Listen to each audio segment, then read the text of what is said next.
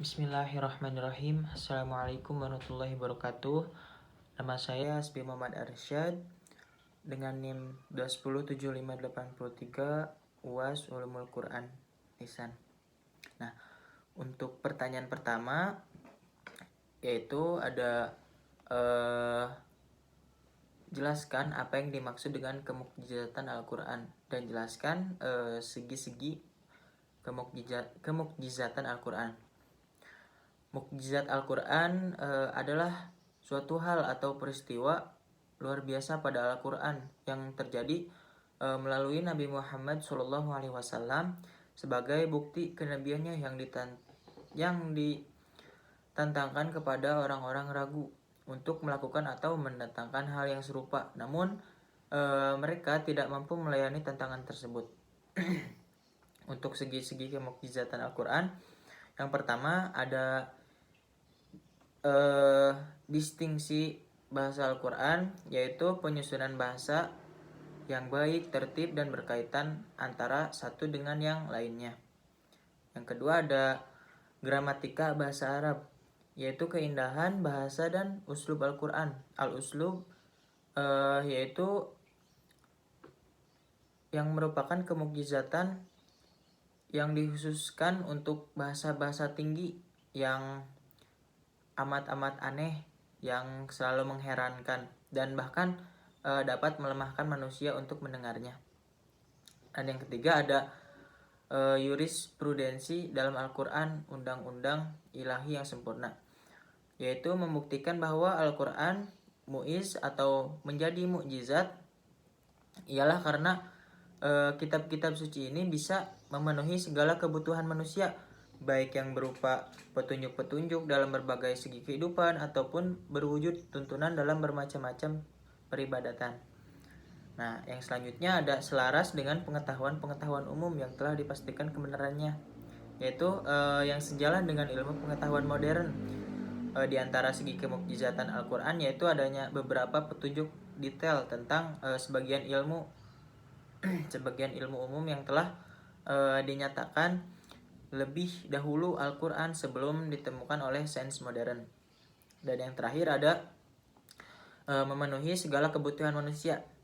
Nah, aspek ini sangat jelas Al-Quran datang dengan petunjuk-petunjuk yang sempurna, yang sangat fleksibel dan juga luas, memenuhi segala kebutuhan manusia, antara lain seperti perbaikan individu, perbaikan masyarakat, perbaikan akidah, perbaikan ibadah, dan lain-lainnya. Dan yang selanjutnya ke pertanyaan kedua, yaitu jelaskan apa yang dimaksud dengan muhkam dan mutasyabih dan apa urgensi mempelajarinya ayat-ayat mutasyabihat. Mungkin muhkam adalah ayat-ayat yang maknanya sudah jelas gitu, tidak samar lagi secara istilahnya. Dan mutasyabih adalah ayat-ayat yang maknanya belum jelas sehingga memerlukan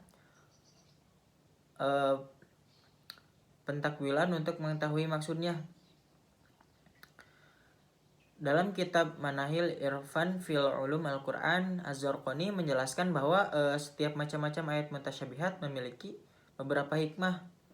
Nah, ini yang urgensi terhadap ayat-ayat mutasyabihat. Yang pertama, sebagai bentuk rahmat Allah kepada umat manusia yang sangat lemah ini. Karena ketika Allah menampakkan sedikit keanggunannya, maka secara langsung gunung akan hancur dan Nabi Musa sebagai manusia yang jatuh pingsan. Tercantum dalam Quran surat Al-A'raf ayat 143. Nah, selain itu bekal amal dalam menghadapi kedatangan hari tersebut. Dan yang selanjutnya ada berbagai bentuk ujian. Apakah umat manusia mengimani perkara-perkara yang gaib yang diceritakan dalam Al-Quran secara yakin ataupun justru menolak kebenaran akan hal gaib tersebut. Adapun menurut jenis ayat mutasyabihat, yaitu sebagai bentuk penetapan atau akan mukjizat Al-Quran dengan ketinggian mutu sastra dan balagoh yang dimiliki dalam Al-Quran.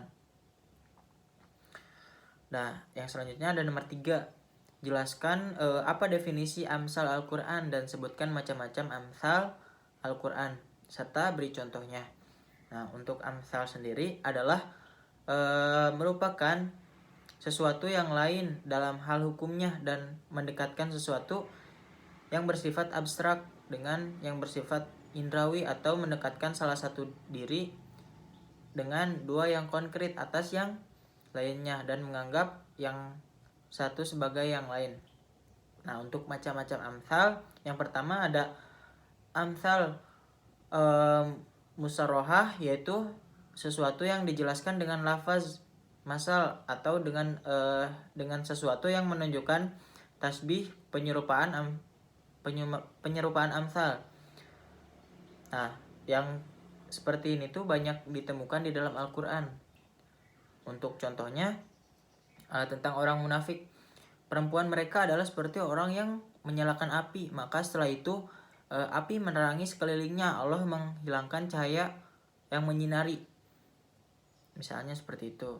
Dan yang selanjutnya ada amsal kaminah, yaitu yang di dalamnya tidak disebutkan dengan jelas lafaz tamtsil, tetapi ia menunjukkan makna-makna yang indah, menarik, dan sebagainya. Untuk contohnya yaitu ayat-ayat yang senada dengan satu ungkapan yang berfirman di dalam Quran surat Al-An'am ayat 67 yang berbunyi, dan janganlah kamu mengeraskan suaramu dalam sholatmu dan jangan pula merendahkan, carilah jalan di antara kedua itu. Nah, yang selanjutnya ada amsal mursalah, yaitu kalimat-kalimat bebas yang tidak menggunakan lafaz tasbih secara jelas. Dan untuk contohnya tiap-tiap khobar berita mempunyai masa yang menentukan ataupun yang membuktikan kebenarannya atau kedustaannya. Ya, lanjut.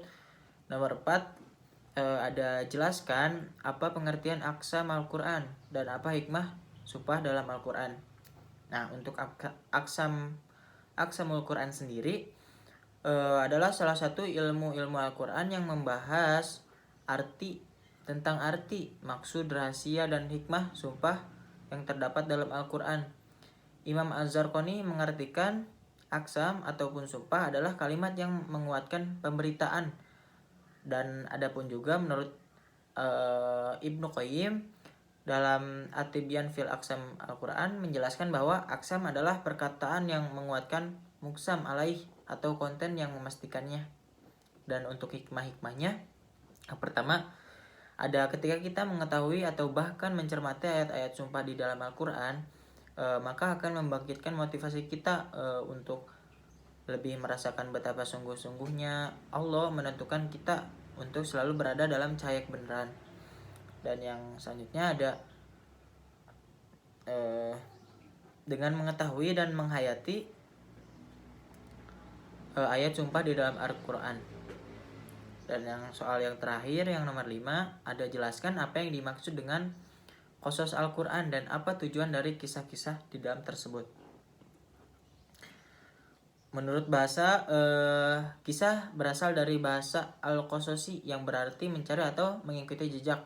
Sedangkan dari segi istilah adalah kisah berarti berita mengenai permasalahan dalam masa-masa yang berturut-turut.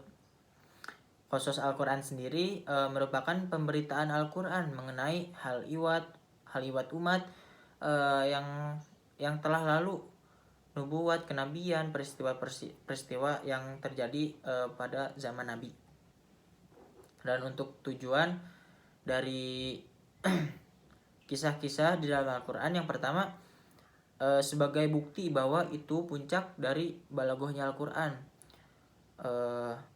dan juga kuatnya Al-Quran untuk melemahkan yang lainnya.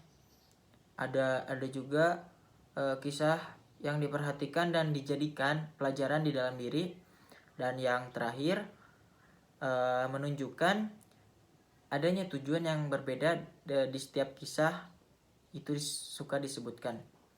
Ya, mungkin sekian dan terima kasih. Wassalamualaikum warahmatullahi wabarakatuh.